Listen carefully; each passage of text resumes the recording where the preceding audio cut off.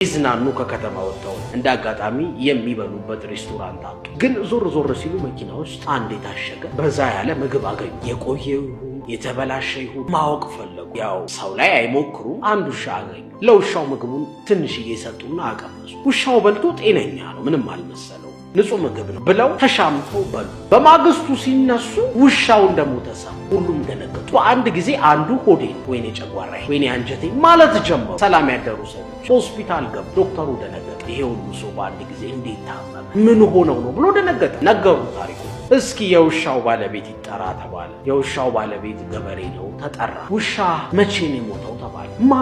ማታ ወጥቶ ሲገባ ሞተ አለ። ኦኬ ምን ሆኖ ሞተ ሲባል መኪና ገጨዋል። እዛ ጋር የታመሙት ሰዎች በሙሉ አሁን ተሻለ፣ አሁን ደህና ነኝ፣ መለስ አለልኝ እያሉ ደህና ሆኑ። በአንድ ጊዜ እምነታቸው ነው ያዳናቸው። ያንተን ህይወት የሚቀይረው ጭፍን እምነትህም ሊሆን ይችላል።